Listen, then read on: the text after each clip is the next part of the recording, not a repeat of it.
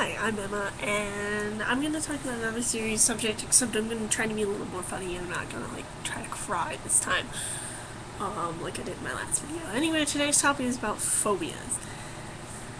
Now, phobias are kind of an interesting topic to talk about, and I think about this because earlier this week I was looking through the internet and found out that I'm placed in the category of aggressive patient. Yay! Now why is because I have a phobia of needles. I remember being asked by my boyfriend when this phobia started, and I was like, you ever get that shot in the butt? You know, that just didn't work out for me in the first place, because first of all, I've been diagnosed as scary, I'm 4 years old. Second of all, it's a shot in the butt. That is my butt. It's like, no, you don't go there, even with a needle. You can still opt for the shots in the butts too. You don't, if you can get shots in the arm and stuff, you're like, oh yeah, I can take that in the butt too. No, I wouldn't take it in the butt. That's just weird. Anyway, I'm going off track. So I think ever since then, it has been something made to be afraid of needles. And not just afraid of needles, but terrified of needles. And it kind of bugs me from time to time when someone says, they're like, oh, I cry every single time I get a shot, and I'm like, yeah, I almost punched out a fucking nurse because she wanted to draw my blood. I don't know many people that would actually punch out a nurse, but I was damn close. I've had 5 doctors, nurses try to hold me down for another blood draw. I was 16. And each time I go to the doctor's office, it gets worse. So eventually they're like, yeah, she's an aggressive patient. We should probably give her something to calm down. So they gave me Valium for the first time. And that was fun. I still cried. I mean, the only time I have not cried getting a shot is my meningitis vaccine last year before college. And I was on 5 milligrams Lunesta, 5 milligrams Valium. Yay! And the only reason I didn't cry is because I was drugged out of my mind. And I was actually very compliant because, sedatives actually increase patient compliance. I didn't know that until this week either, so, whatever. But it is something that's always been with me, and something that's always been made fun of for me, and even by my own family, which I don't understand at all because they've seen it, firsthand. And for someone to make fun of that is just wrong, because a phobia is something you can't control. I mean, everyone has a fear of something, but a lot of people have phobias and stuff. And it is an actual anxiety disorder. It's an irrational fear of an object or something that a person cannot control, and they go into anxiety attack. And it's terrible. It's a terrible thing, and it interferes with their lives. I mean, I would not want to get a shot because I'm afraid of shots, even though it could make a difference in my life. I mean, I had no known record of a tetanus shot, and I finally got one when I was 17.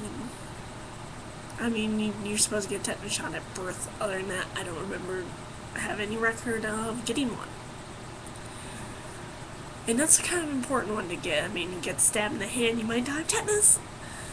And, to, make fun of that is really bad, like I was saying, because it's so difficult to control, and it's something someone cannot control, and it's like making fun of someone for, what they look like. I mean, I'm short. Make fun of me for I'm short. Haha, that's very funny. No, this is my genetics, I can't control that. So yeah, I can't control a phobia, and if you make fun of a person for what they're afraid of, then you have some serious issues. Make fun of me for I don't know, how nerdy I am.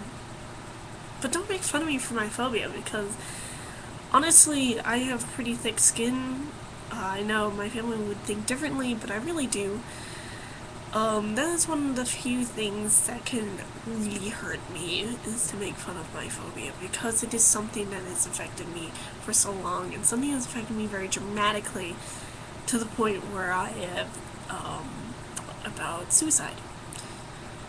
Now, anyone that has a phobia, whether it be needles, spiders, or anything like that, don't let it get that bad. Don't let anyone make you feel that bad. Because you should not be ashamed of that. Like I said in the last video, you should not be ashamed of who you are. Your phobia is just like that. Your phobia is who you are, and eventually you can get over it. Whether it be like basically quitting cold turkey off cigarettes or something. Or you can get behavioral therapy and stuff.